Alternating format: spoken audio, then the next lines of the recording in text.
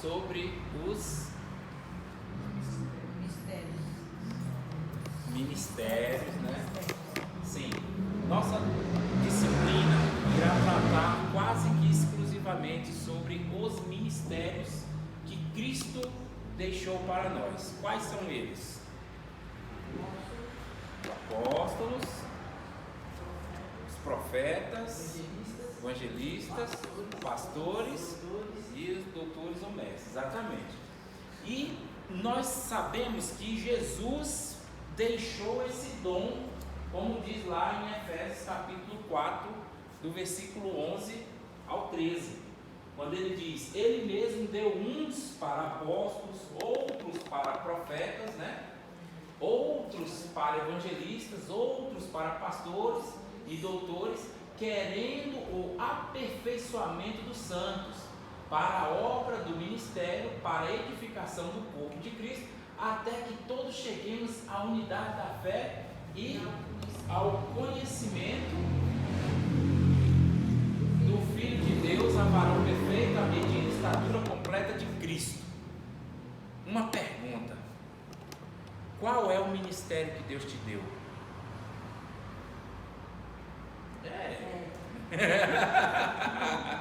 Ele deu um ministério para a gente. Cada um de nós temos pelo menos um ministério, pelo menos um talento, pelo menos um chamado e pelo menos um dom.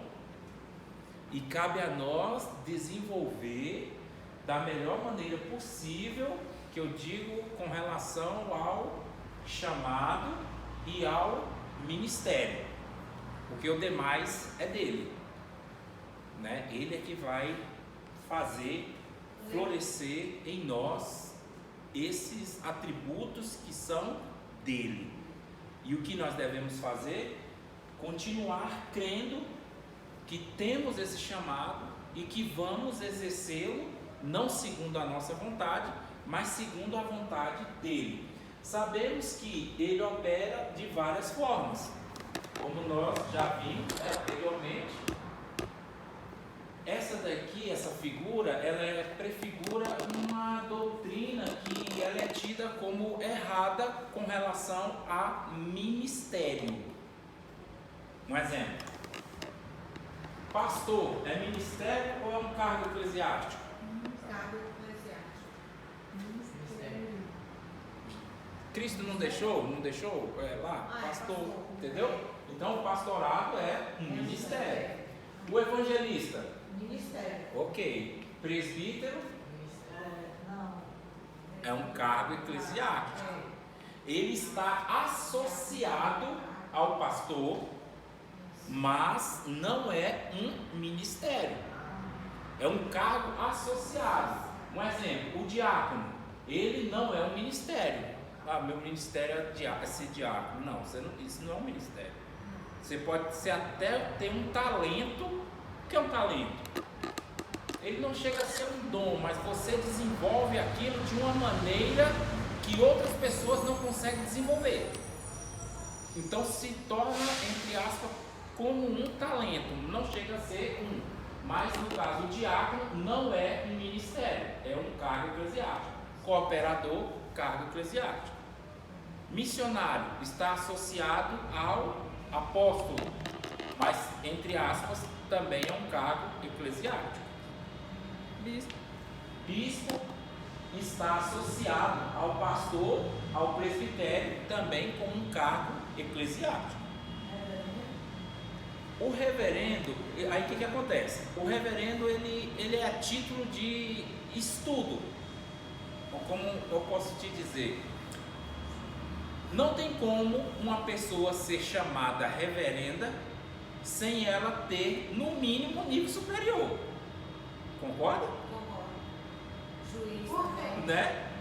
Porque o reverendo é um título que ele vem através de outros títulos. Estudos e conhecimentos. Né? Estudos e conhecimentos seculares ou bíblicos. Tipo um apóstolo, então? Não, o reverendo. Não, pode O ser comparado ao mestre. O apóstolo é Um mestre, ministério. um mestre, um doutor, semelhante a um doutor, né? Uma coisa nesse sentido, um reverendo.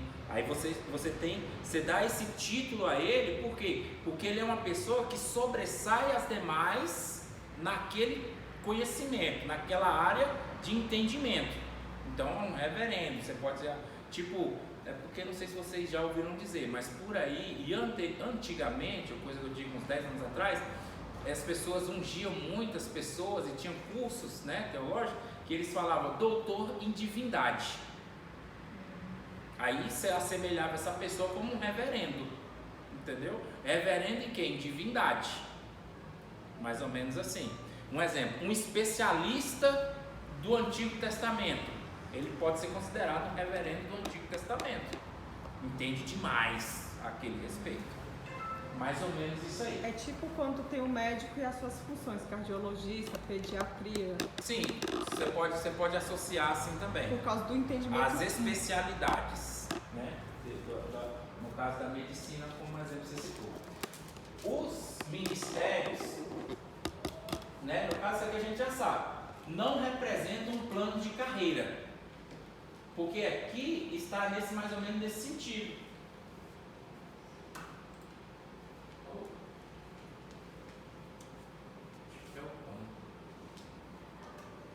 E a carreira proposta de Paulo? Oi? Do episcopado? E quando Paulo fala? Sim, mas ali... Carreira no que sentido? Quando Paulo fala assim, combate o mundo, olha só. minha carreira, não defende. Ali, no caso, ele cita, no final da vida dele, ele fala a Timóteo. Ele cita um exemplo, olha, eu combati o bom combate, eu acabei a minha carreira e eu guardei a fé. Né? É como se diz, vamos enxugar esse assunto. Eu e você temos um chamado. No meio do caminho, é como se eu tivesse um copo d'água na minha mão. E esse copo d'água é como se fosse a minha fé.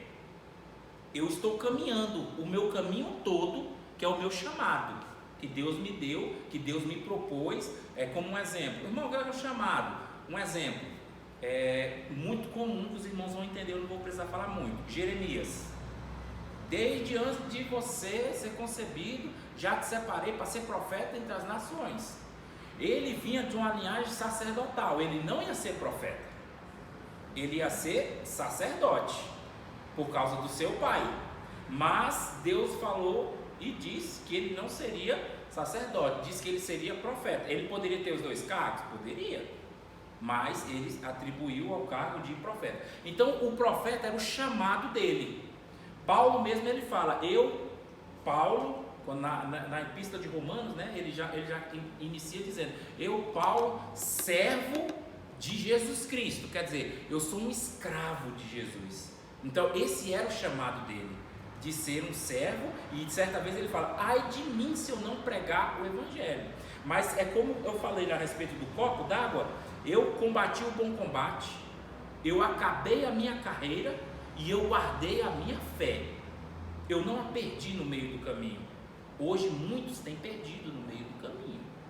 Muitos começam muito bem, mas no meio do caminho eles, sei lá, se desvirtua para um lado, para um outro, uma doutrina, enfim, algo os faz perder essa fé, algo os faz perder o alvo, algo os faz perder essa chamada, essa convicção de ser quem eles eram. Um exemplo, nós recebemos uma profecia, muitos já receberam, você vai pregar, você vai isso, você vai aquilo, e você acreditou. Então quando você acreditou, é como a Bíblia fala, o que unires na terra, o que ligares na terra será ligado no céu. Então se você acredita, pela fé é possível. Então se você continuar acreditando, Deus vai se manifestar. Um exemplo, José acreditou no sonho que ele teve. Passou 13 anos, foi levado para o Egito, teve em cadeias, passou por momentos ruins e difíceis, mas ele acreditava no sonho e Deus realizou. Então, qual era o plano de Deus para José? Ser governador do Egito. Porém, se ele tivesse no meio do caminho deixado o sonho dele de lado, Deus poderia ter usado outra pessoa. Falava com a Jane esses dias a respeito de Moisés. Deus usou Moisés para ser o libertador do povo dele do Egito. Moisés se precipitou. O povo deveria ter ficado 400 anos no Egito como escravo, mas por causa de Moisés ele ficou 430 anos. Por quê? Porque Moisés, 10 anos antes do cumprimento da profecia, Moisés matou o egípcio. E quando ele fez isso, ele teve que fugir, porque senão ele seria morto. Entre aspas, o chamado plano de Deus para a vida dele teria sido abortado, porque ele morreria. Então ele passou 40 anos caminhando pelo deserto, na casa de Jetro e tal, e depois ele, quando viu a sarça, voltou para o Egito e aí começou o seu chamado. Ele se precipitou por quê? Porque imagina se no tempo certo ele se levantasse, se Deus tirou um escravo de dentro de um calabouço e colocou para governar todo o Egito da noite para o dia, o que Deus não poderia ter feito com aquele que já estava na cadeira de príncipe? Está entendendo? Então assim, às vezes a precipitação, e aí é nessa hora que a nossa precipitação, a nossa ansiedade também pode abortar ou anular, ou prorrogar, estender ou antecipar não. A promessa de Deus. Antecipar não, qualquer coisa, menos antecipar. Então, nós estamos falando a respeito dos ministérios que Cristo estabeleceu e nós vamos estudá-los no Antigo Testamento, nos livros do Pentateuco, Gênesis, Êxodo, Levítico, Números, Deuteronômio. Nós vamos estudar e vamos reconhecer esses ministérios lá. A gente estava na página 9. 9?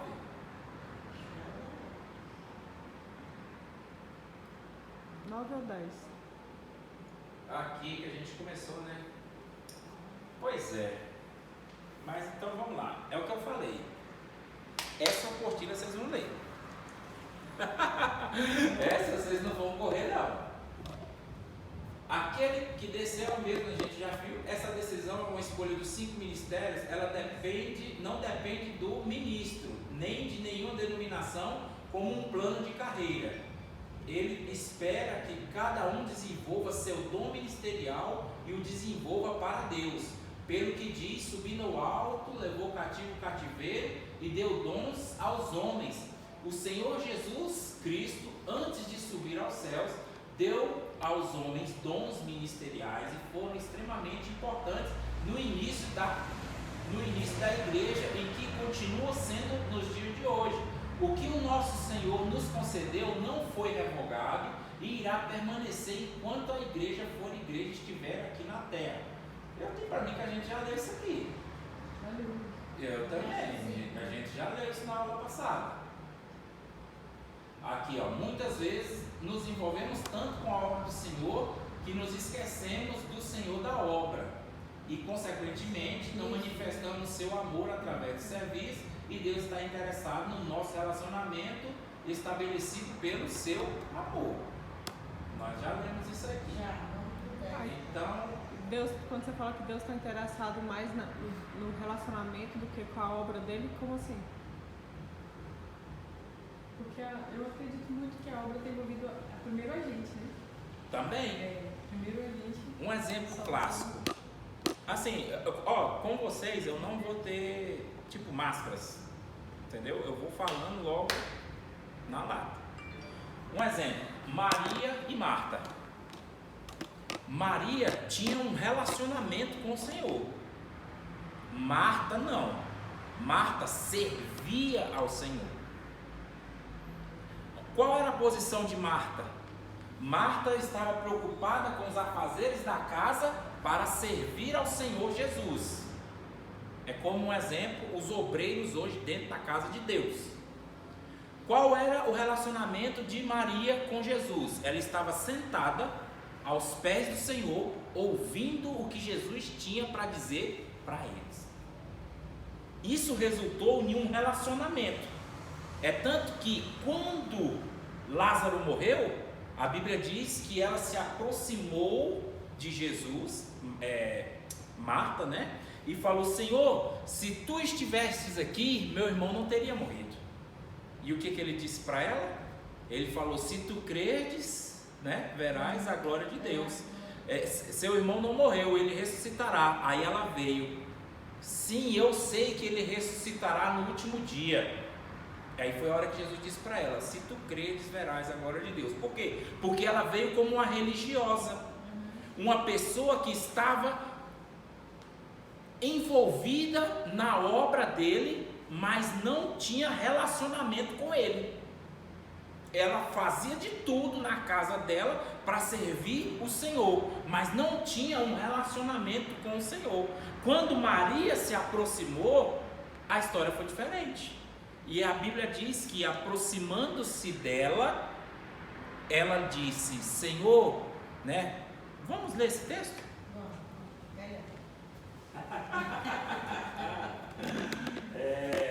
Se não falha a memória, é João 11, é isso mesmo? Se tu tivesses aqui, meu irmão não teria morrido. É João 11? Ressurreição de Lázaro, é isso mesmo. Estava Lázaro enfermo, né? Se cuja Maria, irmão de Lázaro.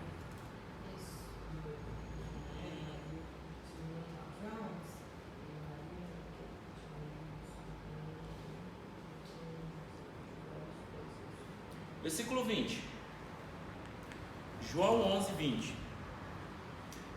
Marta, quando soube que vinha Jesus, saiu ao encontro, e Maria, porém, ficou assentada em casa. Tá. Vou colocar aqui, nós iremos ler. Obrigado. João 11, 20.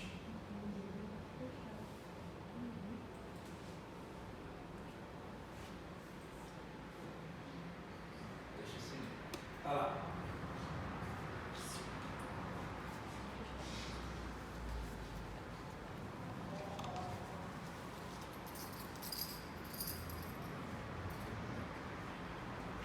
Marta, quando soube que vinha Jesus, saiu ao encontro. Maria, porém, ficou sentada em casa. Veja que já teve um certo diferença aí entre os dois. Porém, disse, pois, Marta a Jesus: Senhor, se estiveras aqui, não teria morrido meu irmão. Mas também sei que, mesmo agora, tudo quanto pedires a Deus, te concederá. E declarou Jesus: teu irmão há de ressurgir. Eu sei, replicou Marta, que ele há de ressurgir na ressurreição do último dia. Então ela veio com palavras, vamos assim dizer, de um religioso, quando falou com ela. Ela tipo assim, um exemplo, um conhecido seu morreu é uma coisa, mas um ente querido, né, alguém muito próximo, você não vai se arrumar para ir no enterro. Do jeito que você tiver, você vai. Você não está preocupado com a aparência. Por quê? Porque você tem um relacionamento. Então, no caso dela, Maria ficou em casa e Marta foi com elogios rasgados, vamos assim dizer. Quando ela declara, e disse-lhe Jesus: eu sou a ressurreição e a vida. Quem crê em mim, ainda que morra, viverá. E todo aquele que crê em mim não morrerá eternamente.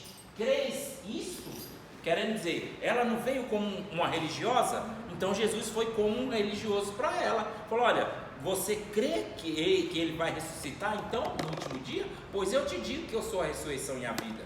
Você crê nisso? Aí veja a resposta dela: sim, Senhor, respondeu ela, e tenho crido que tu és o Cristo, o Filho de Deus, que deveria vir ao mundo.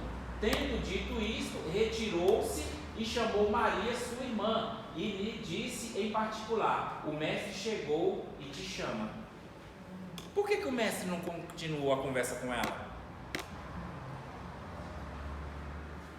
Bora, irmão, fala alguma coisa. Porque ele não tinha relacionamento com ela, irmão. Exatamente. Entendeu? Era como se fosse uma pessoa fria e seca. Exatamente. Marta era uma pessoa que servia a Jesus, mas não tinha relacionamento com Jesus. Já Maria não. Maria estava simplesmente aos pés do Senhor e ela, para Jesus, tinha mais prestígio do que Marta. É tanto que ele ainda falou: olha, Marta, Maria escolheu a melhor parte.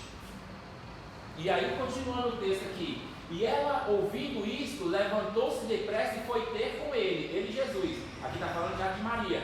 Pois Jesus ainda não tinha entrado na aldeia, mas permanecia onde Marta se avistara com ele, né? No caso, estava conversando com ele. Os judeus que estavam com Maria em casa a consolavam, e vendo-a levantar-se depressa e sair, seguiam, supondo que ela ia ao túmulo para chorar. Quando Maria chegou ao lugar onde estava Jesus, ao vê-lo, lançou-lhe aos seus pés. Foi assim que Marta como é que ela chegou para ele? Marta, quando soube que Jesus veio ao seu encontro, porém ficou sentada. O que Marta falou? Senhor, se tiverdes aqui, não teria meu irmão morrido. E no caso Maria, o que ela fez? Ao ver, lançou-lhe a seus pés, dizendo: Senhor, se estiveras aqui, meu irmão não teria morrido. Jesus, vendo-a chorar, e bem assim os judeus que a acompanhavam, agitou-se no espírito e se comoveu. Por que não se comoveu com Marta? Porque A diferença, né, do relacionamento das duas. é mais importante conhecer o Deus da obra do que fazer a obra de Deus. Ou seja, ele quer um relacionamento. Para ele pouco importa se você limpa, se você faz. Ele não quer saber disso, ele quer saber se você o conhece, se você... Isso nós falamos, nós abrimos esse parênteses por causa desse texto que nós estávamos lendo. Aí, voltou de novo? Sangue de Jesus.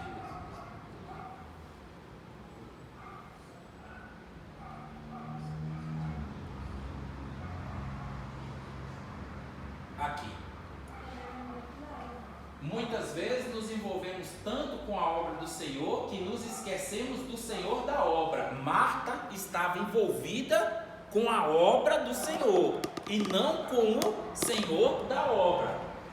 E não manifestamos o seu amor através do nosso serviço. Deus está interessado no relacionamento estabelecido pelo seu amor. Aí aqui a gente está abrindo um parêntese falando de Maria e Marta. Que Marta servia ao Senhor, mas não tinha um relacionamento.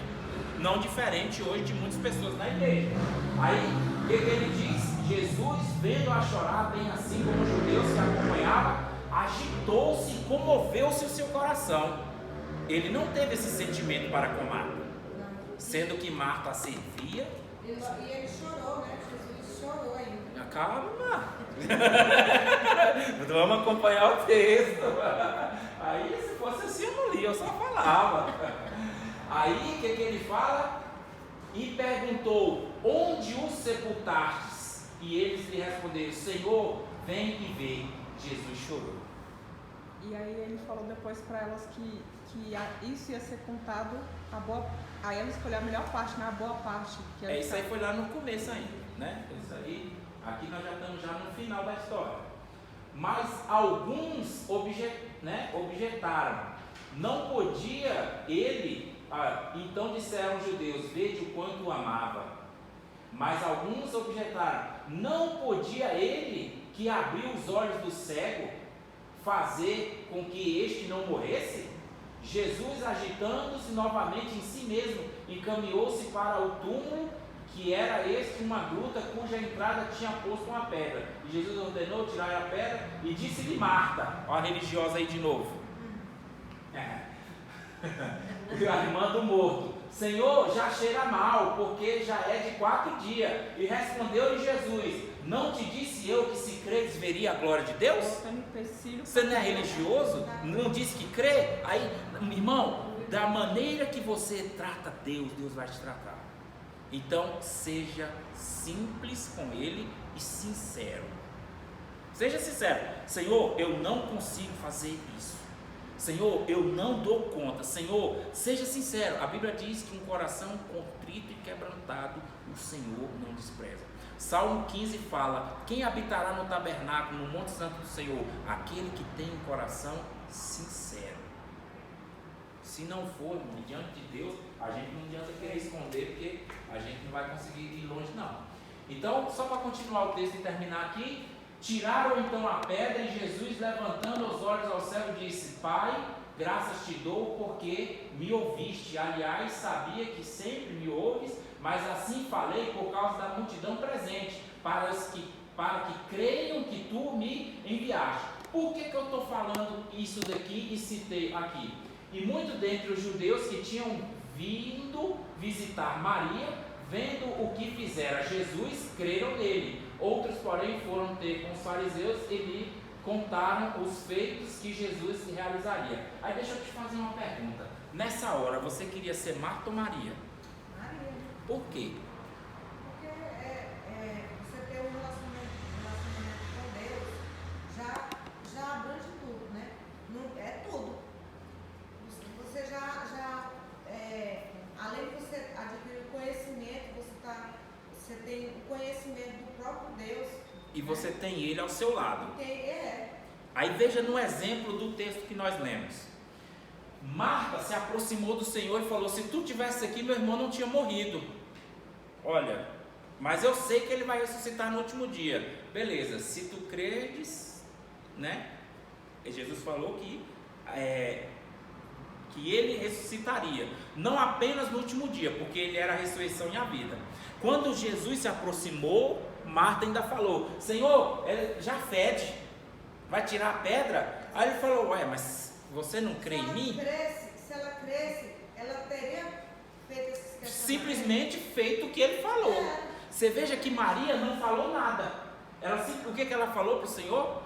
O que Maria falou? Ela se prostrou aos pés dele e falou: se ele estivesse lá, o irmão dela não teria morrido. É como se fosse igual aquela história de Jesus do tanque de Betesda. O Senhor chega para aquele homem doente e fala: você quer ser curado? Ele começa a botar um monte de desculpa.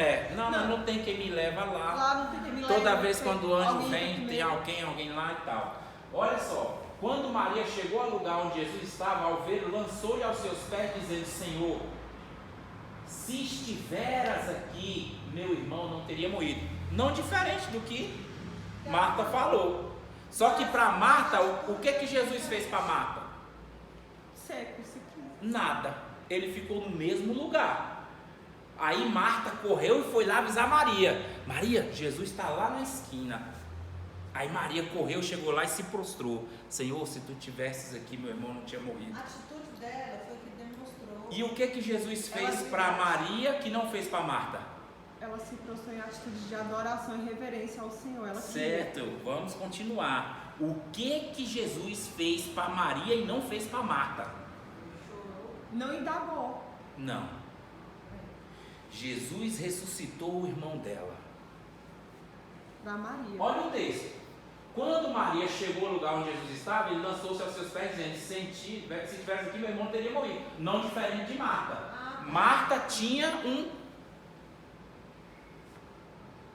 Marta servia ao Senhor Jesus.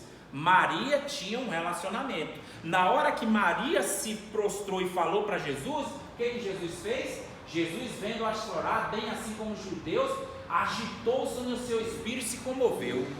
Ele falou: não posso deixar minha serva assim. Eu tenho um relacionamento com ela. Eu quero. Aonde?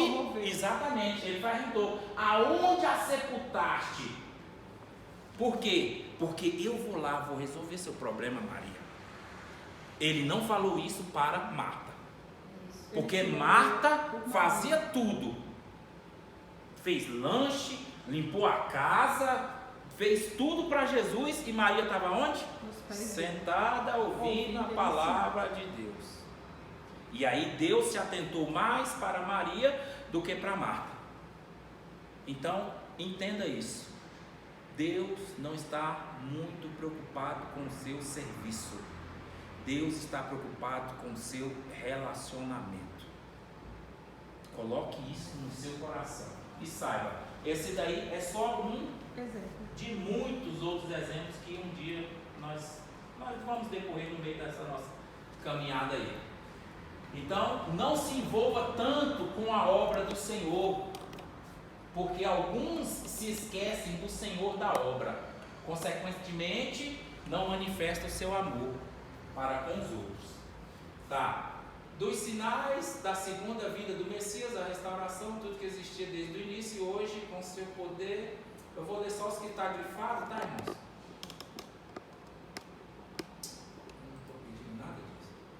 Outros sinais para a segunda vinda do Messias é a restauração completa, né, de Efésios 4:11, que é, qual é a restauração completa? Os 5 ministérios na igreja, que não aceitam essa realidade, não estão fora do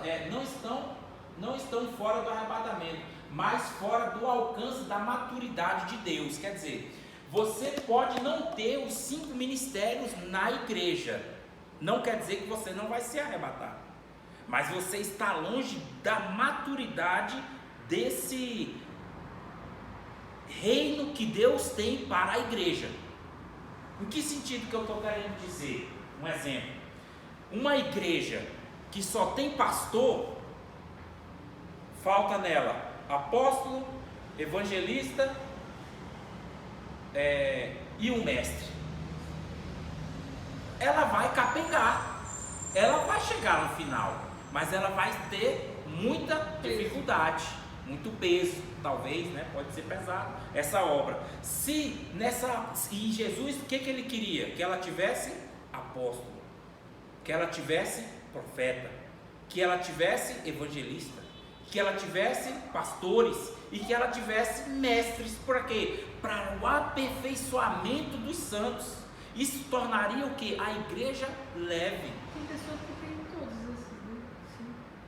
Eu não sei dizer se todos, Você está mas querendo dizer que uma igreja tem que ter todos sim, esses 5 ministérios dentro da igreja para que venham. a igreja de Deus tem. Eu consigo ver uma pessoa com 5. Né? Deus. Mas assim, meu ponto de vista, Mas Deus ele manifesta. Ele já fez tipo anterior, porque é mais velho, né? Já fez, agora o que sobressai é mestre, né? Tipo, o que Uma ele experiência fez, que ele já tem nesse ministério, que ele auxilia os Exatamente. outros demais e tal, também, concordo também. Então, vamos continuar aqui, que eu quero chegar, eu ainda estou na 10, não? Assim já não sois estrangeiros nem forasteiros, mas concidadãos dos santos, da família de Deus, edificados sobre o fundamento dos apóstolos e dos profetas, de que Jesus Cristo é a principal pedra de esquina. Então veja que o ministério da igreja, ele não tem menos que 2 ministérios. Não pode haver menos do que 2. Não é considerado biblicamente no Novo Testamento nem como igreja. Porque, um exemplo, nós falamos, a irmã Antônia lembrou hoje no vídeo, né, que ela fez sobre a diversidade de dons. Ali estava falando do Espírito Santo. A diversidade de ministérios estava falando do Filho. E a diversidade de operações estava falando do Pai. O Espírito Santo tem 9 dons. Desses 9, você já notou que 90% da igreja fala língua estranha? Línguas celestiais? Não. Não? 90%. Dos dons que você vê manifesto na igreja é língua estranha. Cadê a palavra de conhecimento? Cadê o discernimento de espírito? Cadê o dom de profecia? Cadê o dom de sabedoria? Do discernimento de espírito? Né? São 9, só tem um. Irmão, tem alguma coisa errada. E às vezes as pessoas não notam. Anjo, lembra que nós falamos que existem 3 espíritos? Que nós temos que ter cuidado quando falamos a respeito como é que a gente fala? Do discernimento de espírito, que tinha o espírito do homem, o espírito de Deus e o espírito maligno. Maligno. Então um dos 3 pode agir. E geralmente pode ter um pirata no meio da história aí. Tem gente que fala língua, diversidade de língua, mas ele só fala a mesma língua. E aí não é ele, o irmão do lado também fala igualzinho. Labaxéia. Todo mundo fala a mesma língua. Mas na diversidade, por que só uma mesma língua? Então assim, já dá para entender, tem alguma coisa errada. Porque isso pode ser manipulado, né? Exatamente. Você não aprende a falar uma língua estranha, né? Uma segunda língua. Então você também pode ouvir o que o irmão falou e imitar. Um papagaio imita. Por que um humano não pode imitar o que o outro fala? E isso eu estou falando só com relação ao de línguas. A igreja edifica para o ministério, né, do apostolado e ministério profético. Quando a gente entrar nos livros, aí nós vamos separar esses ministérios. E os irmãos vão compreender de uma forma, não perfeita, mas de uma forma grandiosa em relação a isso. Há uns... Pode falar. Eu queria entender essa questão de dom de línguas. Porque quando tem umas línguas, assim, realmente como você falou aí, tem umas línguas tudo igual, parece com a outra, né? Sim. Eu fico duvidando. Claro. É o mínimo. Eu duvido, eu não consigo, sabe? Eu não vejo que tem isso, que é a expressão de Deus. Mas Veja assim, bem, mas olha assim, só. Ele está falando em língua ali, está edificando é ele. Agora, Certo. se ele colocar para fora o que Deus está falando, aí é diferente. Aí se ele está falando, pode estar falando qualquer coisa, está falando para ele. Você só fica orando e escrito para você, se for concluído. É porque o apóstolo Aí, Paulo ele no falou caso, que o nós- melhor dos dons tem que ser o de Ele tem que profecia. traduzir. De todos os dons, o melhor de profecia. Mas sobre todos esses, eu ainda deixarei para você um que ainda é melhor. Que é o dom do amor. Qual é? Dom do amor. Qual é? Isso daí é 1 Coríntios 12. Aí Paulo fala em 1 Coríntios 13. A esperança. Se eu tivesse Aí, todos os dons, toda a ciência, todo entendimento, falasse a língua dos anjos e não tivesse amor, de nada seria. Então, mais uma vez ele volta no amor. Não adianta fazer tudo sem o... E outro, quem fala em línguas estranhas, irmão Antônio, ele só edifica a si próprio, ele não edifica a igreja, ele fala somente para ele. Sim, agora no caso Agora, que eu a estou me profecia, referindo, quem profetiza, é que nem profetiza pra o toda irmão está igreja. falando, né? Você fala uma língua e o outro irmão está falando a mesma língua que você está É falando. 14, 1 Coríntios 14. No 13, no 14, no início do 14, então eu errei. Disse 13 no início do 14. Profetiza fala aos homens para edificação. Quem profetiza é mais importante, porque ele fala aos homens para edificar, para exortar e para consolar. Mas quem fala em língua espiritual, língua celestial, ele só edifica a si mesmo, a não ser que uma pessoa tenha o dom de interpretar aquelas línguas estranhas. E aí quando aquela pessoa interpreta aquela língua estranha, isso aí vem a profecia, né? Juliana? A profecia, ela é entendida de quando você que falou em língua, outro discerniu, e quando ele discerniu, ele profere aquilo que Deus falou. Então isso é uma profecia. Porque é uma palavra de entendimento baseada no que o Espírito falou para uma pessoa, a outra interpretou e ela falou. Então ela está falando o que Deus está dizendo. Isso está edificando quem? Ela. Não apenas ela, mas todos aqueles que a ouvem também. E quando fala, a gente pode estar orando para pedir interpretação. Interpretação, discernimento. Não julgar, né? Exatamente. O que eu citei é quando um irmão fala a mesma língua que você. Isso eu acho errado, meu ponto de vista. Tem irmãos que o pastor fala uma língua e o outro fala igual a ele. E ele está achando que é o Espírito de Deus. Às vezes pode ser o Espírito dele. É isso que eu estou falando, entendeu? Pode ser o Espírito dele, pode ser o Espírito do diabo. E não Porque o Espírito sempre Santo pode ser deixou de 9 Deus. dons, mas as pessoas só desenvolvem de línguas e os restos Porque também. esse não tem como você não, tipo assim, tirar a prova, vamos assim dizer. Fala, mano. Quando falam tem uma pessoa que ela está falando em línguas, Certo? tem que ter uma pessoa. Teoricamente seria bom que tivesse Tipo um. como se fosse assim, o Anthony, ele fala inglês, né? A Certo. esposa dele traduz. Sim, se a esposa dele não está aqui, como é que fica? Pois é a mesma coisa na hora que alguém tá falando em línguas. Né? Exato. Você não sabe o que ela tá falando. Poucas palavras, né? A gente pesca uma a outra aqui e tal, então a gente fica sem um entendimento completo da mensagem. Mas quando tem um intérprete, aí a gente E Paulo fala, edifica a eu igreja. falo mais língua que todos, né? Sim. Mas só que Aí o irmão tem 20 anos na igreja e só fala uma língua. E o outro é a mesma coisa. Ó, as nossas denominações Português mesmo. nos dias de hoje. E ainda é ruim, viu? Não, mas eu estou falando assim porque os outros dons, cadê? Entendeu? Então quer dizer que Deus só quer que a gente fale línguas? Eu acho que não. Pois Mas, é. assim, eu já vi pessoas diferentes falar a mesma língua. Pessoas que não se conhecem falar a mesma. Não, que não conhece, tudo bem. Eu acredito. Que nem. Né, Fala até a língua, um exemplo, fala em hebraico, fala em japonês, Não, mas fala não é. língua secular também. Não é língua secular.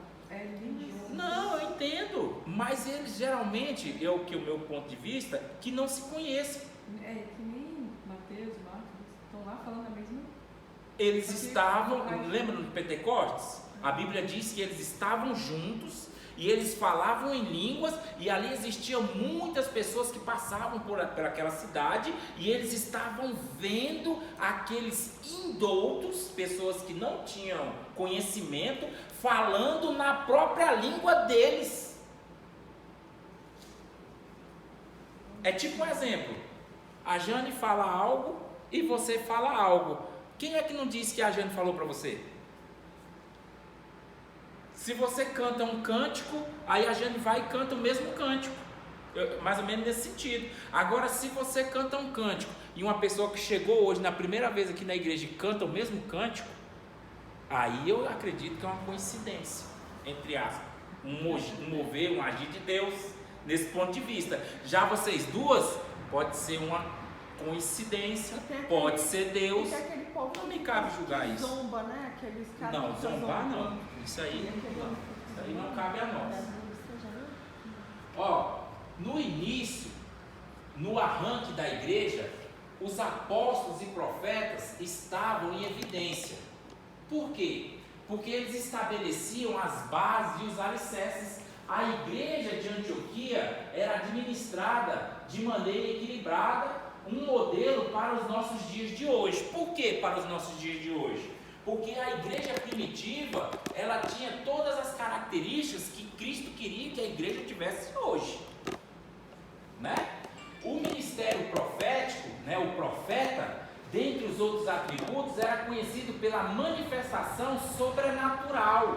Porém, as manifestações estavam em consonância com a palavra, pois andavam de mãos dadas com o ministério de ensino, no caso do mestre. No primeiro século, do ano 30 até o ano 100 depois de Cristo, a igreja não era perfeita. Ela tinha seus problemas, porém, ministerialmente era bem sucedida. Tinha vários apóstolos, tinha vários mestres, tinha bispos, ela tinha, como é que eu posso dizer, apóstolos, tinha evangelistas, tinha profetas. A igreja, essa igreja resistiu à pressão dos nicolaítas. Sabe o que quer dizer os nicolaítas? Que representavam o setor religioso da secularização da igreja em termos estruturais. Trocando em miúdo, falam que pensam e interpretam do seu jeito, né? Olha, essa palavra que você fala, eu não vejo desse jeito não. E daí, seu nicolaíta? O que vale é o que a Bíblia diz, não é o que você pensa. Eu tenho que interpretar pelo que a Bíblia diz e não pelo que você pensa, né? Por quê? Porque quando lá em Atos, no capítulo 15, no versículo 1, os irmãos começaram a pregar o evangelho, aí uns judeus chegaram e falaram, né? Nicolaítas falaram: olha, vocês vão aceitar a Jesus, vocês vão ser salvos, gentios, porém, vocês vão ter que fazer a circuncisão e vão ter que aceitar os sinais das religiões, que no caso eram os atributos do Antigo Testamento, das leis cerimoniais. Aí Paulo falou: não, de maneira nenhuma, não vão circuncidar. Eles são gentios, eles não precisam disso. Eles aceitaram a Jesus e receberam a salvação pela fé, não foi pelas obras. Os judeus vieram pelas obras, nós viemos pela fé, pela graça. A obra quem fez para nós? Cristo. Jesus Cristo. Então nós estamos apoiados nele, não precisamos mais fazer a obra da redenção, tá, irmão? Eu quero fazer uma pergunta a respeito de gentil. Quem é gentil? Gentil é o pecador? É o que não é filho de Deus? Gentil, trocando em miúdo, é como eu falei para vocês, aqui eu não vou ter, tipo assim, vou tentar ser o mais claro possível. Gentil é todo aquele que não é judeu. Não é judeu, é gentil. É babilônico, é gentil. É palestino, é gentil. Não importa, não é judeu, é gentil. E os gentios estavam fora. Jesus não veio para eles. Lembra quando ele falou para a mulher cananeia? Não é lícito eu dar pão para os cachorrinhos. Querendo dizer que aqueles que não eram judeus, para Deus era que nem cachorro. Então nós somos gentios. Éramos.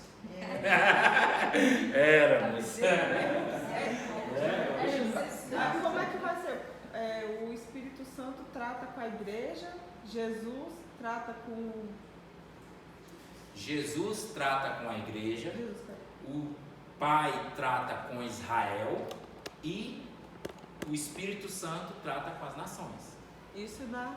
Não, isso é de uma forma geral. Estamos falando de operações lá na diversidade de dons, ministérios e operações. Quem é a noiva do Pai? A menina dos olhos de Deus? Israel. Quem é a noiva do Filho? A menina dos olhos do Filho? Igreja. É a igreja. Quem é que vai tratar com as nações na grande tribulação depois que Jesus levar a igreja? O Espírito Santo. O Espírito Santo. Então, Israel é de Deus, a igreja é de Jesus e as nações é do Espírito Santo. É o que eu estou falando. Aqui a gente vai. É a coisa que você está falando, não é, né? Oi? Mas tem algum local aí, sim? Que fala sobre isso? Não, é a atuação, né? Você veja que no Antigo Testamento, até a 79ª semana que fala de Daniel, ele está tratando a Israel. E aí, na 79ª, houve um intervalo, que é a última semana, onde ele está tratando com a igreja, que somos nós. Depois ele volta a tratar com Israel de novo, que é a perseguição. Porque começou tudo por eles. Exato. Então eles não aceitaram, teve uma pausa, Jesus veio. Deus veio antigamente, né, através do Monte Sinai, e veio falando, vendo a Deus falar anteriormente de várias maneiras, lembra? Nós falamos lá em Hebreus. Então falou pelos profetas, pelos nazireus, pelos sacerdotes, pelos patriarcas, pelos, como é que é o nome? Pelos profetas, pelos apóstolos, e falou nos últimos dias através de seu filho. Então Deus estava falando com quem? Com Israel. Jesus falou: Israel, Israel, tu que apedrejas os profetas que vos envio, quantas vezes não quis vos ajuntar como uma galinha debaixo das suas asas, né? Jesus veio para eles, porém o que era deles o rejeitou. Aí Deus abriu a porta da graça, que é a hora que os gentios foram enxertados, né? Caiu, opa, entra, negado. Todo mundo pulou para dentro. E assim, e a porta está aberta. E ele está tratando a gente agora. Ele está cuidando. Os obreiros são quem? Eles são como aqueles adornadores, ataviadores, aqueles que cuidam da igreja. Não tem quando a noiva vai casar? Ela vai para o salão de beleza, geralmente? Aí chega lá, tem uma mulher que faz a unha, tem uma que faz o cabelo, tem uma que cuida da maquiagem, uma está cuidando da roupa. Então, assim são os obreiros, com os 5 ministérios cuidando da igreja do Senhor. Igual as 5 virgens? Também. Por quê?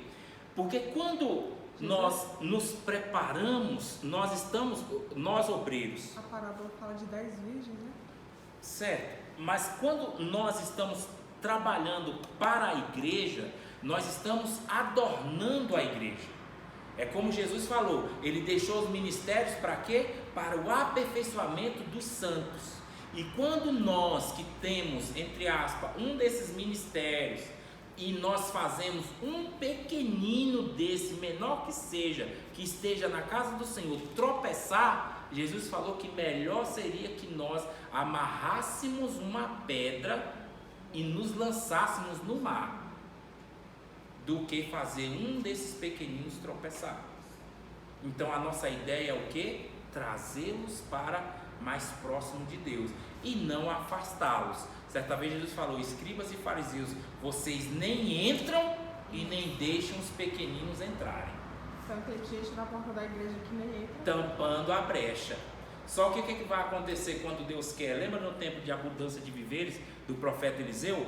Que o rei mandou chamar o profeta e falou que, porque eles estavam cozendo a cabeça do jumento no esterco de passarinho.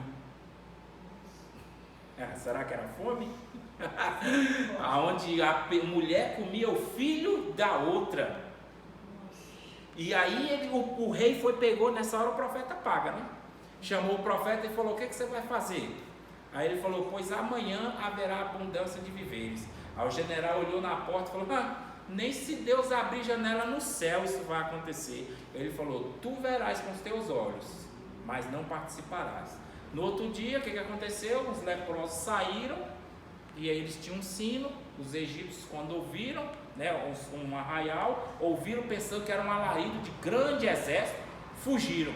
Nessa que eles fugiram, eles viram os despojos, começaram a comer e falaram, não é bom que nós fiquemos aqui, vamos avisar Israel. Chegou lá, avisou, o general correu, foi na frente, chegou lá, quando viu o povo vindo, quis segurar a porta. Não, calma, tem que falar para o rei, vocês não podem entrar assim, não vai ser assim. Na hora que ele entrou, que ele foi segurar a porta, o povo atropelou ele, morreu. Ele viu com os olhos, mas não participou. Então a gente não pode impedir que eles venham. Irmão, coloca uma coisa na sua cabeça. Nós vamos ver quando entrar no livro profético, quando nós falarmos mais na frente sobre os profetas. Quando alguém que se diz profeta diz para você somente coisas boas, ele só pode ser considerado profeta depois que aquilo que ele fala se cumprir. Jeremias, né? Pois é. Qual é o profeta do Antigo Testamento e do Novo que você viu proferindo bênçãos e maravilhas na vida do povo e nunca trouxe repreensão? Nunca trouxe correção? O ministério profético é espinhoso, irmão. Vocês vão ver. Vou citar um exemplo aqui. Ele é tão espinhoso que mais na frente nós vamos ver a respeito de Nadab e Abiú, os filhos de Arão, né? Nadab e Abiú foram oferecer sacrifício estranho, fogo estranho diante do altar do Senhor. A Bíblia diz que na hora que eles foram oferecer o sacrifício, a Bíblia diz que uma chama saiu do altar e os consumiu. Arão era o sumo sacerdote e pai dos dois. Arão não pôde nem se lamentar, nem botar luto, nem rasgar ter luto, nem rasgar suas vestes. Eu não posso dizer chorar, porque eu acho que isso, né, o homem não consegue segurar. Mas ele não pôde nem ter o período de luto dos seus filhos, porque Deus falou para ele, falou, olha, seus filhos estavam errados, e você, como sumo sacerdote, não vai, como que eu posso dizer, oferecer ou sacrificar em luto por causa deles. Engole o choro e continua. E continua. É assim que você vê os profetas hoje? E os apóstolos? E os bispos? Eu me recordo de um, e depois eu vou fazer um estudo sobre isso, sobre Policarpo. Era o bispo de Esmirna. O que era o bispo? Um exemplo, Taguatinga. Administrador, né? Um administrador, exatamente. Vamos dizer, aqui em Taguatinga tem umas 4 igrejas ministério da palavra. Aí, como se diz, tem uma pessoa que é o pastor dessas 4 igrejas. É como se fosse um pastor regional, entendeu? Na Ceilândia. Aí tem 10 igrejas na Ceilândia. Então, lá na igreja tem um pastor regional. Ele é o bispo lá da Ceilândia. Em Taguatinga, ele é o bispo de Taguatinga. Lá no Plano, ele é o bispo do Plano. E em Brasília, ele é o bispo dos bispos. Estou citando um exemplo. Em Esmirna, o bispo era Policarpo. Conheceu Jesus com 40 anos. Aos 80, ele foi lançado, antes de ser lançado aos leões, os leões, né, por ele também alimentar os leões não o comeram. Por quê? Porque ele dava comida aos leões. Então, é tipo um exemplo, tem um cachorro bravo, mas você dá comida para ele todo dia. Quando você passa por ele, ele não vai avançar em você. É o caso que aconteceu com ele. Aí falaram, pois então nós vamos te matar, mas você vai ser na pira. O que eles faziam? Amarrava a pessoa e colocava os fenos e a madeira e queimava. Só que antes de queimar, Nero disse para ele, olha, você tem uma chance. Se você negar a Jesus, sua morte não vai ser dolorosa. E ele olhou para ele e disse, eu conheci a Jesus com 40 anos. Sirvo a ele por 40 anos. Em nenhum desses dias ele me decepcionou. E não vai ser agora, na hora da minha morte, que eu irei decepcioná-lo. Pode tacar fogo. É assim que você vê os bispos de hoje? Então, não é o que as pessoas dizem, é o que a Bíblia diz. Esse é o meu entendimento, sabe? Nós estamos aqui para falar o que a Bíblia diz a respeito dos apóstolos. O que a Bíblia diz a respeito dos profetas. É tipo o herói da fé, né? Os heróis da fé. Os heróis da... Aí, ali dá até vontade de chorar. Você vê que no final do livro, do capítulo 11, ali ele fala, aqueles que andaram por este mundo, que o mundo não era digno deles. Já pensou você ser comparado assim? Ali era o chamado de Deus para eles. E eles cumpriram o chamado deles. Deus tem um chamado. Quase ninguém valoriza. A oração que eles faziam, o jejum. Muitos de nós, às vezes, estamos em pé aqui porque, às vezes, alguém orou por nós de manhã, mais cedo na igreja. E as pessoas não veem isso. Acham que é porque eu tenho conhecimento, é porque eu estudei, é porque eu fiz isso, porque eu fiz aquilo. Irmão, se não for Deus, quem é o homem? Mas nós estamos nos surpreendendo. E eu queria continuar. Não podemos de maneira nenhuma confundir as questões administrativas com questões espirituais. Por quê? Um exemplo bem simples aqui. Lembra no tempo dos diáconos? Por que os diáconos foram estabelecidos? Para resolver Atos 6. Os irmãos conhecem a passagem, né? Eu não vou parar aqui, porque senão não continua, irmão. Né? Então, você veja bem, quando eles foram estabelecidos, por quê? Paulo também fala, né? Coríntios. A respeito dos diáconos? É, sobre isso. Ele dá a Tito, né, ele fala como deve ser as prerrogativas para esses obreiros na casa do Senhor, né, os pré-requisitos para que sejam esse tipo de obreiros. Colocou foi os discípulos. Mas em Atos eles foram estabelecidos. Por quê? Para cuidar das dissensões que estavam havendo na igreja.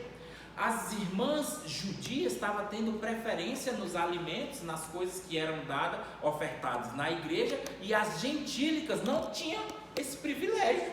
Aí eles falaram, o que cabe a nós? Servirmos à mesa? Não, vamos separar homens cheios do Espírito Santo, cheios de conhecimento, cheios de sabedoria, homens idôneos, para que sejam constituídos sobre este serviço, e nós quem? Os apóstolos, iremos nos separar para oração, jejum e a palavra. Essa era estava perdendo a força, né? o ofício do apóstolo. Quando a gente for falar em Gênesis, que é o livro que vai falar sobre o apóstolo, e vai ser logo o primeiro, você vê que no princípio não tinha nada. E o apóstolo foi lá, como Deus se manifestou como um apóstolo, no ministério profético, né, vamos assim dizer, no Antigo Testamento, ele disse: haja luz, aonde só havia trevas, aonde só havia escuridão. E aquele que tem esse ministério apostólico, ele tem o poder de ressuscitar e de dar vida para aqueles que estão em prisão, diferente de muitos que nós vemos hoje. E nós vamos ver os atributos de cada um também. Todo homem não somente está aberto. Tá, nos próximos séculos não há mais resistência a esse sistema, né, dos nicolaítas. Os irmãos entenderam quem são os nicolaítas? São aqueles que acham que a Bíblia tem que ser interpretada pelo que ele pensa, do jeito que ele acha, entendeu? Não é o que a Bíblia diz. Que se levanta, né, no caso da Babilônia, a Roma espiritual, porque a unção apostólica e profética foi embora. Quando há apóstolos e profetas, os nicolaítas não conseguem se levantar. Não conseguem. Porque eles determinam a doutrina? Eles, além de ter a doutrina, eles têm a palavra profética, que é o quê? A correção. Como é que os profetas agiam? O povo estava errado, o profeta ia lá e empocava o dedo na ferida. Ó, vocês estão errando aqui, ó. Vocês têm que se consertar. Se não consertar, o que Jeremias falou? O rei de Nabucodonosor vai vir e vai levar vocês cativos. Se vocês não se consertar, vocês vão ser levados cativos. Um outro exemplo de um outro profeta, Jonas. Falava mas falava. O que era Jonas? Jonas, qual era a pregação de Jonas? Em 40 dias Deus vai destruir essa cidade. Nunca vi um profeta saindo anunciando coisas boas. Teve poucas, muito poucas. Lembra do profeta Isaías quando ele chegou para Ezequias? Vai morrer. Qual foi a profecia que ele falou? Põe a casa Ezequiel em ordem, 38, Isaías 38. Ele falou: coloca a tua casa em ordem que tu já era, viu? E virou as costas. E o que o rei falou? Meu Deus, e agora? Chorou, se arrependeu. Foi para os pés do Senhor, virou-se para a parede e orou ao Senhor, e Deus fez com que ele voltasse. Mas se ele não tivesse feito isso, ele ia morrer. Vamos lá. Quando a estrutura local começa a ser depreciada em favor da estrutura superior, já estamos falhando no modelo que Cristo estabeleceu. O fluir dos cargos eclesiásticos, né, que no caso o presbitério, o que é o presbitério? O presbitério é como se fosse um auxiliar do pastor, de modo geral, que a gente entende, tá? Depois a gente vai entrar nesse critério aí, que isso é um cargo eclesiástico também. Na igreja local, a exemplo do apostólico, ele quebra a estrutura do papado. A estrutura de Deus estabeleceu para a igreja a estrutura local. Quando a estrutura local começa a ser depreciada em favor da estrutura superior, quer dizer, o privilégio está nos maiores, sempre nos maiores. Já estamos falhando no modelo que Cristo estabeleceu. Por quê? Porque Cristo disse que cada um considere um superior ao outro e cada um ame-se um aos outros. Tem 3 mandamentos que ele deu. No Antigo Testamento, o pai chegou e disse: olha, olho por olho, dente por dente. Aí nós nos aproximamos de Jesus na graça. Ele falou: amarás o teu próximo como a ti mesmo. Até aí é fácil, né? E qual é o mandamento do reino? Não. Ama ao teu próximo como eu vos amei. Quem é que consegue fazer isso? Porque amar o próximo como a ti mesmo, às vezes você não ama nem a você. Às vezes você não sabe nem o que é o amor, né? Agora, amar como ele me amou. É nem a noiva de Jesus, né? Oi? Nem a noiva de Cristo, né? Como a noiva de Cristo, que se entregou por ela, né? Nós vemos isso em Efésios capítulo 5. Por essa razão, o apóstolo Paulo recomenda que em todos os lugares aonde a igreja for plantada, o presbitério, que no caso aqui era o pastor, né? Com os 5 ministérios atualmente devem ser estabelecidos. Aí aqui é uns textos que, né, por causa do horário, nós não vamos conseguir ler todos. 1 Timóteo capítulo 4, 14, não te faças negligente para com o dom que há em ti, o qual te foi concedido mediante profecia, com imposição das mãos. Não está dizendo que foi unção, não está dizendo que foi ungido, não está dizendo que derramou óleo, não, nós estamos no Novo Testamento, com imposição das mãos do presbitério. Presbitério é exemplo do pastor local, o administrador da época, do templo, no local estabelecido. No primeiro século, a igreja teve um grande crescimento através da perseverança na doutrina dos apóstolos, na comunhão no partir do pão e nas orações. Atos 2, 44 a 47. E todos os que criam estavam juntos, tinham tudo em comum, pois vendiam suas propriedades e fazendas e repartiam com todos, segundo cada um havia um mistério, e preservando unânimes todos os dias no templo, no partir o pão em casa, comiam juntos com alegria e singeleza de coração, louvando a Deus e caindo na graça de todo o povo. E todos os dias acrescentava o Senhor à igreja aqueles que se haviam de salvar. Adianta eu ficar orando aqui para Deus enviar alma? O que eu tenho que fazer para Deus enviar alma? Olha o texto que nós lemos aqui.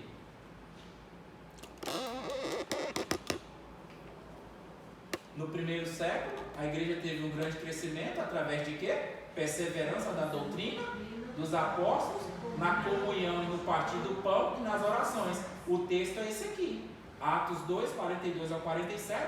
Eles eram juntos, eles vendiam suas propriedades. A igreja não tinha falta de dinheiro, a igreja não tinha falta de nada, a igreja tinha amor, tinha harmonia e ainda tinha o que a igreja hoje não tem, que é o quê?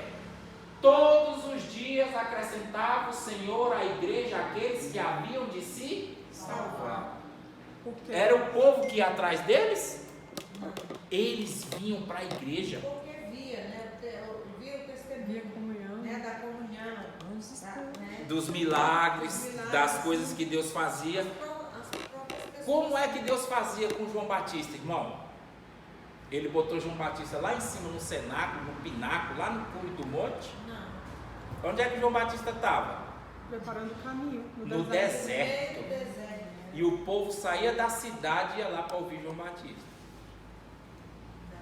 Porque o pastor, ele não busca almas, né? Ele só rega e planta e rega. Quem dá o crescimento É Deus. Deus. E plantar é o que? A palavra? E regar é o Espírito. É jogar semente, é anunciar a palavra. A palavra é a semente, exatamente. É a palavra, você está anunciando. E aí, um exemplo, você ganhou a pessoa para Jesus. Aí beleza, você vai regando. Vai falando, ela vai tendo dúvida, você vai regando, vai regando. Quem vai dar o crescimento? Deus. Aí o que aconteceu? Não, eu sou de Apolo. Outros dizem, eu sou de Paulo. Eu sou de Pedro. Eu sou de Cefas. Aí tinha os mais espirituais. Eu sou de Jesus. Pastor, Oh, meu Deus. os cristãos hoje, eles não veem que Deus age. A mesma coisa que Deus, como Deus agia no passado, na antiguidade, né? Ele age hoje. O povo não crê. Essa a questão. É por isso que um dia eu perguntei na igreja. O povo não crê. Não crê que Deus é o ontem, hoje, amanhã. De hoje, exatamente. Sabe que tem lá na Bíblia que ele agiu, que aconteceu tudo isso, mas o povo não crê. Jesus, certa vez, ele não falou assim: porventura, quando o Filho do Homem voltar, achará fé na terra? Um outro exemplo. Essa vez eu falei, essas outras duas vezes eu falei anteriormente. Tem gente, Paulo disse assim: aqueles que esperam em Cristo somente nessa vida são os mais miseráveis de todos os homens. E uma grande verdade é: muitos cristãos não acreditam e nem esperam em Deus, mas nem nessa vida. É isso que a senhora está dizendo. Ele não crê que Deus, que fez no passado, é poderoso para fazer na vida dele. Ele crê que faz na vida do irmão, mas ele não tem coragem de orar para que faça na dele. Aí, como é que eu posso dizer que eu não creio nem nas coisas materiais e vou crer nas espirituais? É que nem diz o outro, né, irmão? Você pode enganar muitas pessoas, talvez algumas não. E a Deus, então, nem se fala. Mas, vamos continuar aqui. A perseguição, através de Nero, começou no final do primeiro século e durou durante todo o segundo século. Todavia, cada gota de sangue cristão que caía no chão gerava muitos outros cristãos. O fato é que isso que desanimava muito dos nossos perseguidores. Por quê? Quanto mais cristão eles matavam, mais cristãos se levantavam. Aí ele mudou a tática. A partir do século III, a religião oficial de Roma passou a ser o cristianismo. A essência da estratégia do inimigo era: se não podemos vencê-lo, vamos nos unir a eles. O declínio da igreja começou a ser notório e a perseverança na doutrina dos apóstolos foi deixada de lado e começou a ser substituída por costumes pagãos vindo de outras religiões e seitas através de novos adeptos ao cristianismo. E aí, no terceiro século, você vê a decaída da igreja cristã. A decadência. Decaída, quando cai, ela foi só cair. Tá, hoje nós ainda estamos ainda longe do que eu queria chegar. Isso aqui é história, peço que vocês leiam, está inteirada a respeito. Uma igreja que não experimenta a fé e a santidade não pode fazer missões. Na sua igreja tem missões? Por quê? A igreja que não experimenta fé e santidade não pode fazer missões, pois não tem nada a oferecer a ninguém. É duro, né? Mas é só a verdade. Aí aqui, mais um pouquinho de história da Rua Azul, isso aqui aconteceu, né? Mas ali você falou santidade ou santificação? Santidade. E essa santidade que você quer dizer é o quê? Não, a fé e a santidade. Lembra que Cristo fala? Cristo não, Paulo diz, prossigamos com a santificação sem a qual... Veremos a Deus. Ele fala sobre a paz, moço. Eu me esqueci agora o versículo, quando ele fala que temos paz para com todos e a santificação sem a qual ninguém verá ao Senhor. Santificar-se é manter-se longe do pecado. Essa santidade, ele é isso? Isso. Aí, tipo um exemplo, você está numa igreja que ela não tem santidade. É igual aquela de 1 Coríntios 5, que o filho se envolveu com a mulher Também. do pai. Ali é um Aí a exemplo santidade clássico. não tinha. Não tinha santidade aquela igreja. Por Como é que ela causa vai do pregar? pecado sexual. Como é que ela vai pregar? O líder da igreja não tem santidade. Vai fazer missão para quem? O demônio? Não tem condição. E ela não tem fé. Fé é o quê? Milagres. As pessoas vêm de longe para ver isso. Não tem fé, não tem santidade, não tem nada. Mas para acontecer um milagre é necessário quais etapas? Sem fé, esse Não, aí é o fé. princípio. E depois? Primeiro horário tem coração. Olha, meu ponto de vista não, é o que a Bíblia diz. Romanos 10, 18. De sorte que a fé vem Pelo ouvir e ouvir da palavra de Deus. a palavra de Deus. O que você tem é fé? Se for, é porque você ouviu a palavra de Deus. A fé vem pelo ouvir a palavra de Deus. Se você não ouve a palavra de Deus, você ouve tudo, menos a palavra de Deus, você não vai ter fé. Simples assim, não tem muito, sabe, não tem o que provar. É simples, as coisas são simples. Às vezes a gente tenta complicar. Ministério, Pentecostes, evangelismo, aí tem uma escala de datas ali que eu deixei para que vocês tenham uma noção de como isso foi perdendo, né, nos nossos dias. Mas ele mesmo deu uns. Esse daqui a gente lembra dessa doutrina errada que a gente começou, o ministério profético, apostólico. Cheguei na 15, isso aqui os irmãos sabem. Qual é a função do apóstolo? Toca a todos. O profeta aponta o erro e mostra a solução em Deus. Não é na cabeça dele, não. É o que Deus manda fazer. Certa vez chegaram para o profeta e falaram: olha, profeta, a água tem morte, né? Na panela. E outra vez falou: ó, as águas estão amargas. Ele falou: vai lá e joga um pouco de sal. Ué, se a água está amarga, vai jogar sal? Tinha que jogar era açúcar, cana, né? Aí não, joga sal. Jogou sal, a água ficou doce.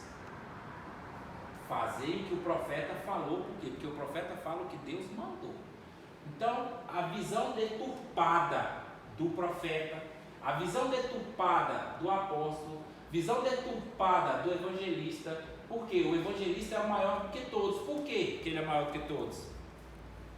Porque ele ganha almas. E está escrito ali, ele ganha almas. E enche a Ele enche a igreja. Uma igreja que não tem evangelista, irmão, ela está fadada ao fracasso.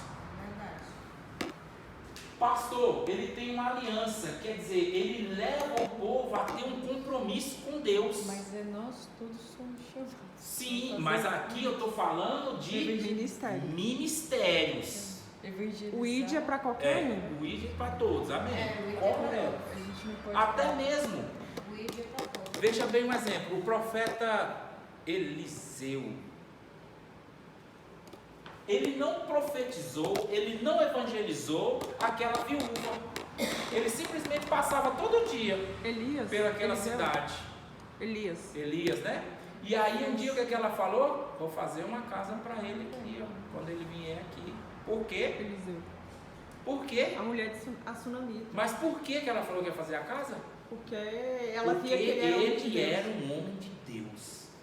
E ele nunca falou com ela. Às vezes, no seu agir, no seu proceder, no seu caminhar, no seu portar, no seu comportamento, você está evangelizando. A Bíblia não fala que a mulher ganha o marido sem palavras, quando ele não é cristão? Então, continuando, e o mestre limpa o ouvido do povo com a palavra de Deus. Doutrina correta: apóstolo, profeta, evangelista, pastor e mestre. Aqui estão. São tidos como presbíteros, por quê? Porque presbítero é aquele como se fosse o pastor. Paulo estabelecia a igreja, vinha como um apóstolo e estabelecia a igreja, e agora ele fala: agora Tito, você vai cuidar da igreja. Tito era o presbítero daquela igreja. Ele não era o pastor, ele era o presbítero. Por quê? Porque era um cargo administrativo, um cargo eclesiástico. Agora, esse que tem o cargo eclesiástico vai desenvolver os ministérios que Cristo deixou. Às vezes ele é um ministério profético, ele pode ter um ministério evangelístico, pode ter um ministério pastoral, pode ter um ministério de mestre, pode ter um ministério apostólico. Vou encerrar aqui com um desenho para você. Lembra daquela história de Davi? Quando Davi foi Matar o gigante Golias. matar o gigante Golias, a Bíblia diz que no meio do caminho ele pegou quantas pedras? 5. Para quê? Precisou só de um, né? Pois é, ele precisava de uma. Para que ele pegou 5? Pode ser os 5 ministérios. Olha, Jesus falando. Jesus revelando. Pode ser também. Olha só, eu já cheguei a ouvir esse tipo de lástima na igreja. Que tem gente que diz que ele pegou 5 pedras porque o Golias tinha mais 5 irmãos. 4 irmãos, Né? Mais 4, mas eles não estavam na Tem guerra. uma parte que fala lá, maravilhoso, conselheiro, Deus forte, príncipe da paz. Acho que são 5 também. É os nomes, né, de Cristo, É de- né? Isso aí pode até caber aqui, mas eu ainda não estou me associando a ele ainda nesse ponto. Não quer dizer que você não consiga colocar nesse ponto, entendeu? A Bíblia fala que Davi, ele era o que do rei? além de ser aquele que estava próximo dele, ele era um pajem de armas, certo? Qual era a função do pajem de armas? 1 Samuel 2,16. Ele fazia armas, né? Ele tinha o domínio de armas, não apenas de armas, mas também precisões de distâncias com relação a flechas. Eles conseguiram desenvolver esse tipo de técnica. Como um exemplo, Ali é como se fosse um dado, né? ó, vou dividir em dois. Davi, 3, Ele 4, tocava flauta também, né? Oi? Tocava flauta, né? Ele É tinha mais outros de atributos. Tinha muito- Mais de 3 mil instrumentos. Ele tinha muitos ministérios nele só. Então, veja bem aqui, deixa eu pegar outra coisa. Ele é assim. Existia, como é que eu posso dizer? Flechas. Alguns pregadores falam que ele pegou De- 5 pedras, 1 para matar Golias e 4 para matar os irmãos. 40, Os pregadores falam. 60, 80 e 100. Isso aqui é gramas, tá, irmão? Porque senão o cara pensa que é de 100 quilos, né? E tem um irmão de pedra, não pode nem pensar um negócio desse. Então, uma flecha, essa ponta era de chumbo. E esse pajem de armas, ele tinha esse tipo de conhecimento, vamos assim dizer, Peso e medida. para determinar pesos e medidas.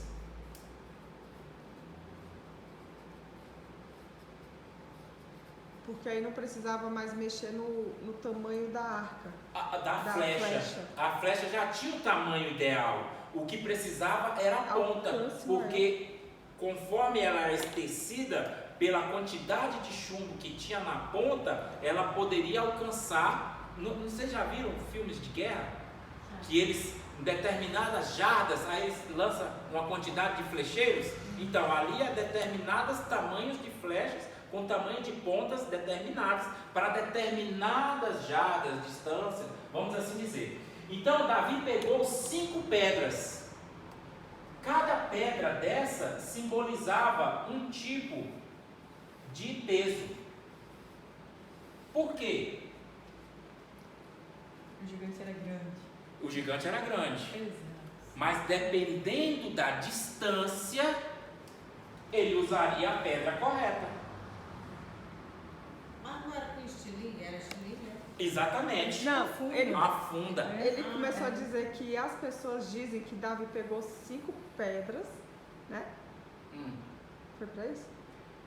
Mas a gente já falou sobre isso. E que Davi era pajem. Certo. O que eu quero dizer para vocês aqui? Que Davi pegou 5 pedras para quê? Porque dependendo da distância que o gigante estivesse, ele usaria um tipo dessas pedras que ele tinha para atacar o gigante. Tem gente que diz que o Espírito Santo pegou a pedra, quando Davi soltou na funda, foi lá e acertou na testa do gigante. Não. Mas depois ele ainda pegou a Depois ele teve que espada. correr e matar, exatamente. Ele teve que Eu cortar a acho cabeça que o do cara ainda gigante. tava meio que... Então, o que Bloqueado, simbolizaria esses Só 5 caiu, né? pedras que Davi pegou? Alguém tem uma dica? Repete, por favor. Porque nem- O que simbolizaria essas 5 pedras que Davi pegou? Aí no caso, a proporção do apóstolo, 100, Rapaz, você tá demais, viu? Eu estou pro estudando. profeta, 80, Apóstolo, evangelista. profeta. Então você quer dizer que Davi matou Evangelista. Golias porque ele tinha experiência com armas Pastorado, antes. com certeza, pastorado e o mestre. Lembra? A Bíblia não diz que ele matou um urso? A Bíblia não diz que ele matou um leão? Aí como diz o outro, né? nós não achamos que foi com um punhal, né, irmão? E com certeza ele deveria ter força, porque o E eu acho que bem de longe ele começava a acertar esse tipo de animal, porque se ele chegasse perto, por ser franzino, a sua aparência, não só a aparência, mas a sua força era muito pequena. Ele tinha muita experiência. Exatamente, ele adquiriu experiência no seu treinamento, na sua capacitação. Ele foi ungido por Samuel, lembra? Vou desenhar aqui um chifre. Ele foi ungido por Samuel quando derramou sobre a cabeça dele a unção de rei. Mas ele não foi rei quando foi ungido. Depois ele teve que se capacitar. É como nós lembramos, Davi tocava harpa, expulsava demônios. Davi, ele foi pajem do rei. Davi, ele se tornou general do exército. Davi, ele foi profeta. Davi fez salmos. Davi foi desenvolvendo o ministério que Deus tinha dado para ele, a ponto dele estar apto para a unção que ele tinha sido designado. E aqui, vamos assim dizer, é como um exemplo. Hoje, você está na igreja, aí vamos dizer que, vou citar só um exemplo, tá? O profeta chega e fala: hoje eu vou trazer uma palavra que vai impactar o gigante. Mas ele talvez não vai ter essa profundidade que o mestre tem na palavra. E assim serve para o pastor, serve para o evangelista e serve para o apóstolo. Cada um tem a sua função. Todos eles estão dentro da aljava. Dentro do alforje, né? Do alforje. Que legal. Lembra que Jesus falou quando ele saiu, quando ele mandou os discípulos? Quando eu vos mandei da primeira vez, porventura lhes faltou alguma coisa?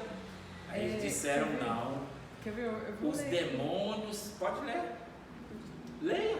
Não, essa parte de Samuel.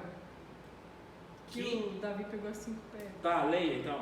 E ele tomou na mão o seu cajado de pastor e escolheu para si 5 pedras lisas do ribeiro e as colocou em uma alforje de pastor que ele tinha e uma bolsa, e as fundas estavam na sua mão, e a funda, Certo. e sua funda estava na sua mão, e ele se aproximou do filisteu.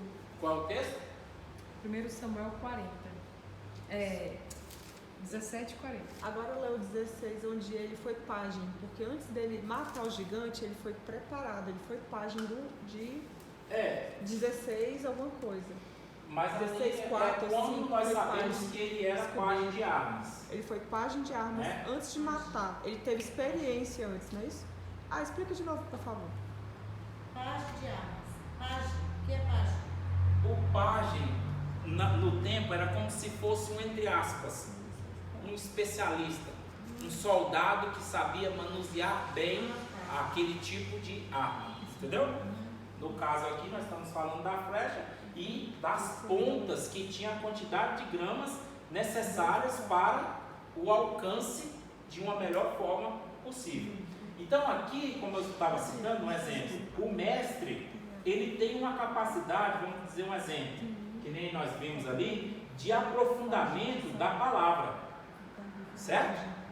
O pastor, ele tem uma qualidade que é ter fidelidade, comunhão para com Deus, e leva o homem a entender dessa forma.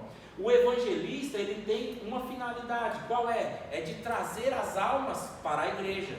A do profeta, que é o quê? Apontar o erro, para que as pessoas recebam aquilo que Deus tem preparado para eles. E a do apóstolo, que é o quê? Desbravar, criar, fazer existir aquilo que não existe. Então cada um tem a sua função. Não adianta o mestre querer fazer o que o apóstolo quer fazer, porque é como se fosse uma dessas medidas, dessas pedras, que ele colocasse na sua aljava, e que ele, ao lançar, ele não vai derrubar o gigante. Por quê? Porque ele tem a sua característica dentro da aljava.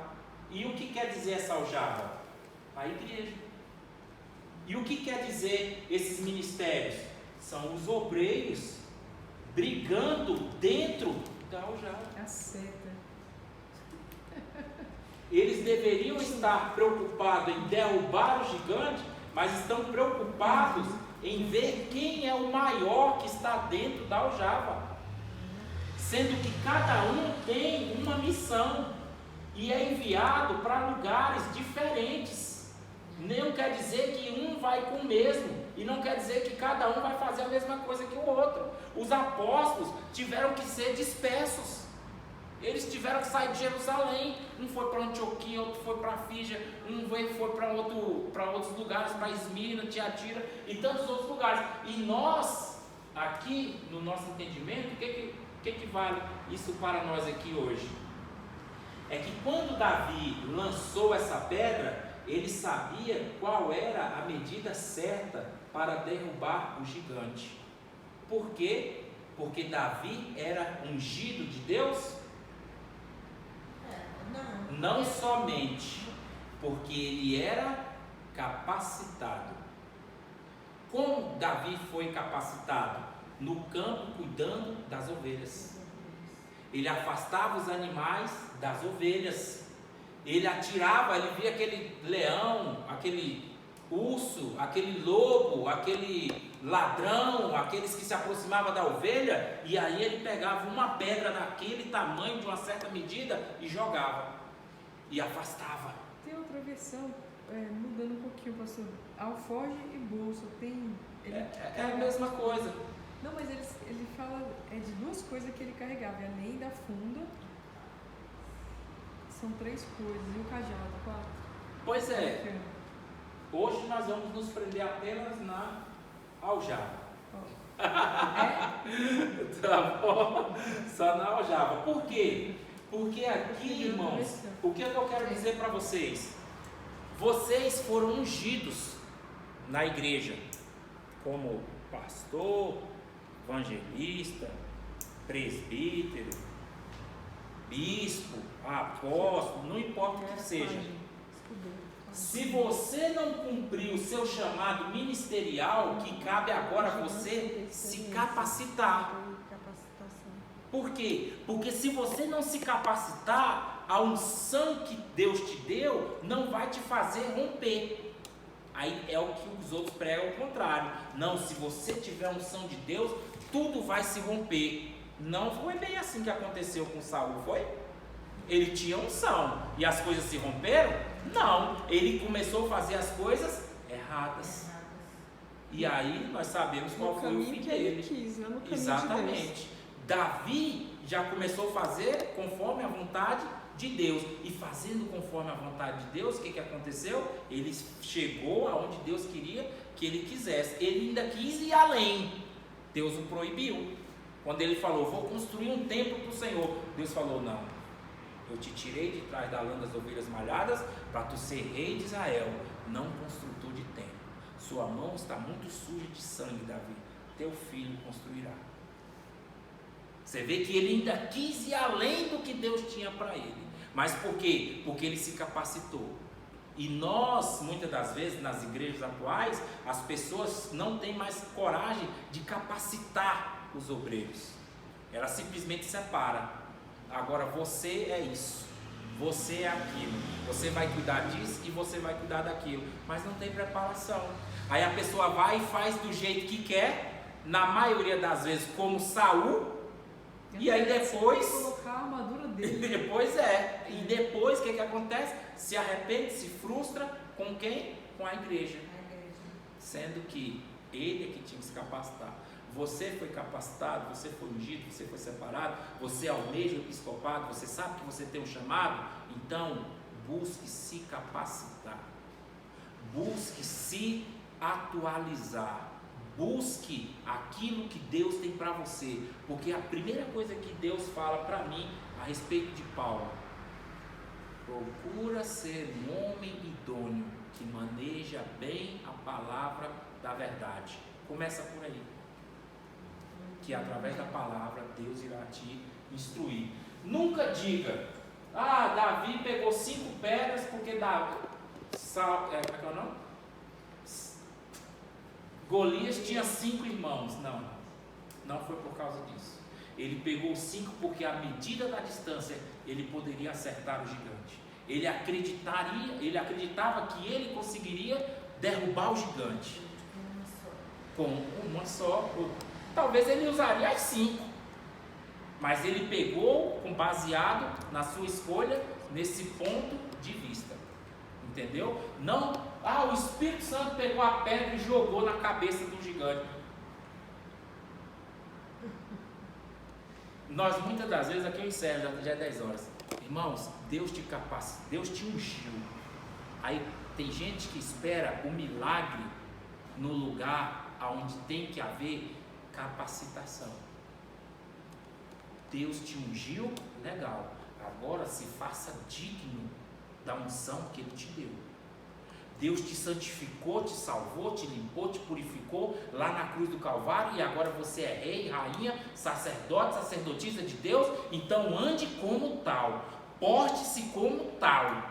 Para quê? Para que você siga o caminho que Ele determinou para você desde antes da fundação dos tempos. Agora não, eu fui ungido e glória a Deus e esperar Jesus voltar. Você não vai muito longe, não. E o inimigo está doido para pegar esses aí. Então nós paramos na página 16. Aí só para explicar isso aqui, porque depois o irmão falando de heresia. Presbíteras. Presbíteras, feminino de presbítero. Ancião, presbítero. Mancebos, obreiros novos. Homens, mulheres idosas, presbíteros, homens idosos, presbíteras, mulheres idosas, moças, obreiras novas. Aí o que Paulo fala para Timóteo, na carta pastoral? Não repreendas asperamente os anciões, mas admoesta-os como a paz, aos mancebos, aqui, moças, né, moças e homens, obreiros novos, como irmãos, e as mulheres idosas, como mães, e as moças como irmãs de toda a pureza. Vamos fechar com um versículo aqui? Eu vou, página 16, não esquece, tá? Gálatas capítulo 6. Espero que o Senhor fale com vocês e não esqueçam nunca essa palavra.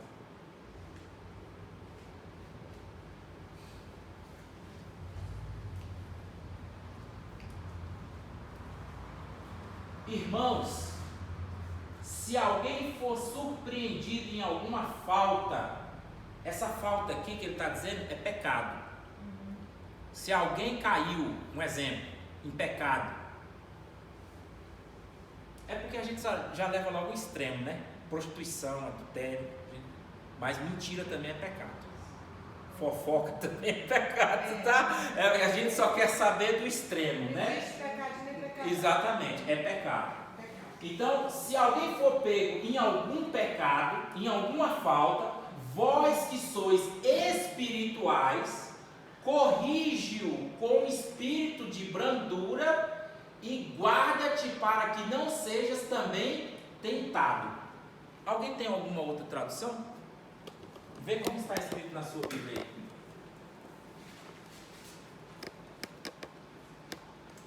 Gálatas capítulo 6. 6:1.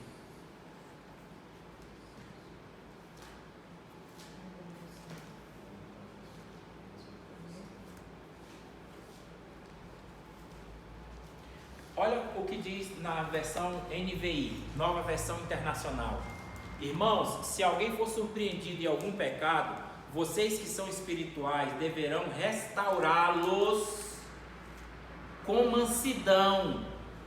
Cuide-se tu também, porém, para que também não seja tentado.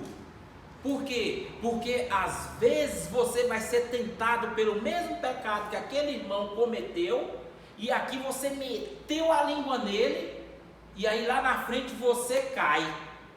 Aí depois você imagina a cara do irmão olhando para você. Tá vendo como é mole, mas não é doce? Ou como é doce, mas não é mole? Aí no versículo 2 ele diz: levem os fardos pesados uns dos outros e assim cumpram a lei de Cristo.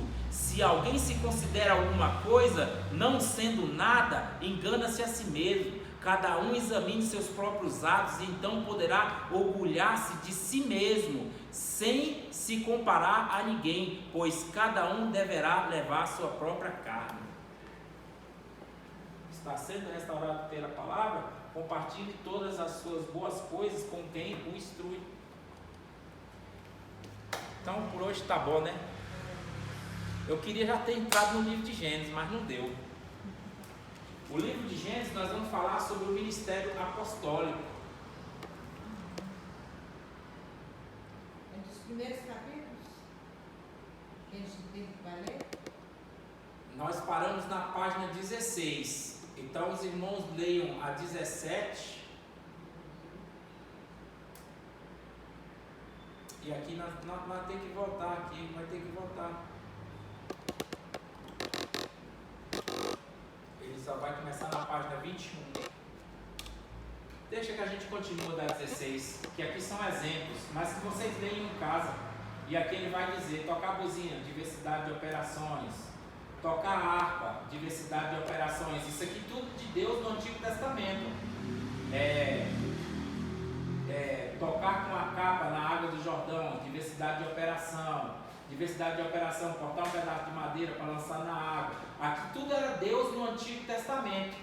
Para que nós venhamos agora entrar no Antigo Testamento, mas para falar sobre os 5 ministérios, que é na página 22. Mas isso aí a gente fala na próxima. Vamos colocar de pé, vamos orar.